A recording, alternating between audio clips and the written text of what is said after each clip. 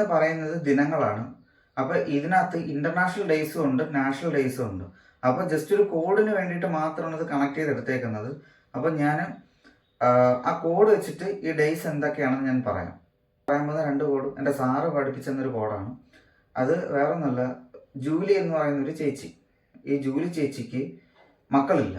Julie ചേച്ചിക്ക് മക്കളില്ലാത്തതുകൊണ്ട് Julie ചേച്ചി പോയി ഒരു ഡോക്ടറിനെ കാണുന്നു. ഈ ഡോക്ടറിനെ കണ്ടതിന് ശേഷം ജൂലി ചേച്ചി ഒന്നായിട്ട് പ്രസവിക്കുന്നു. അതായത് ജൂലൈ 1 ഡോക്ടേഴ്സ് ദിനം, ജൂലൈ 11 ലോക ജനസംഖ്യാ ദിനം.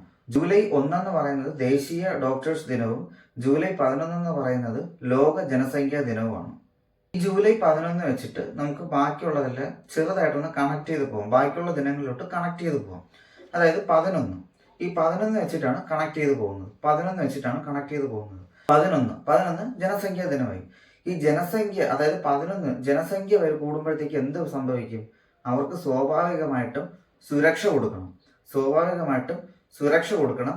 പ്രത്യേകിച്ച് പെൺകുട്ടികൾക്ക് സുരക്ഷ കൊടുക്കണം. ഈ പെൺകുട്ടികൾക്ക് സുരക്ഷ കൊടുക്കുന്നത് എങ്ങനെയാണ്?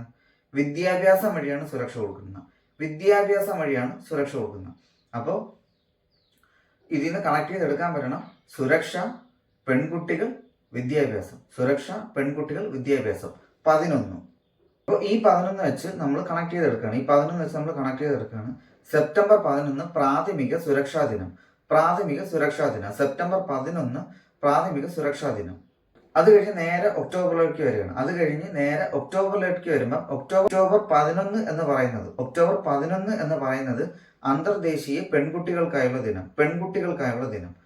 അതായത് സ്ത്രീകളല്ല പെൺകുട്ടികൾക്കായുള്ള ദിനം. വിമൻസ് അല്ല, ഗേൾസ് ആണ് വരുന്നത്. 11 ലോക പ്രാഥമിക സുരക്ഷാ ദിനം, കുട്ടികൾക്കായുള്ള അന്തർദേശീയ ദിനം. ഇനി 11 നമുക്ക് വിദ്യാഭ്യാസം കൊടുക്കണം. അത് ദേശീയ വിദ്യാഭ്യാസത്തിന്റെ ഇതിലാണ് വരുന്നത്. അത് ദേശീയ വിദ്യാഭ്യാസത്തിലോട്ട് അത് വരും. എങ്ങനെയാണെന്ന് വെച്ചാൽ മെയ് 11 എന്ന് പറയുന്നത് ദേശീയ സാങ്കേതിക വിദ്യാദിനം. അതിൽ ആ വിദ്യ, അതായത് എഡ്യൂക്കേഷൻ ഉള്ളതുകൊണ്ടാണ് അങ്ങനെ എടുത്തേക്കുന്നത്. പിന്നെ നവംബർ 11 എന്ന് പറയുന്നത് വിദ്യാഭ്യാസ ദിനം. മെയ് 11 ദേശീയ സാങ്കേതിക വിദ്യാദിനം, നവംബർ 11 വിദ്യാഭ്യാസ ദിനം. ഈ 11ന്റെ കോഡ് വെച്ച് ജസ്റ്റ് എല്ലാം കണക്ട് ചെയ്തെടുത്താൽ മതി. ചാനൽ ഇതുവരെ നിങ്ങൾ സബ്സ്ക്രൈബ് ചെയ്തില്ല എങ്കിൽ ദയവ് ചെയ്ത് സബ്സ്ക്രൈബ് ചെയ്യുക, ഷെയർ ചെയ്യുക, ലൈക്ക് ചെയ്യുക, മറ്റുള്ളവരിലേക്ക് എത്തിക്കുക.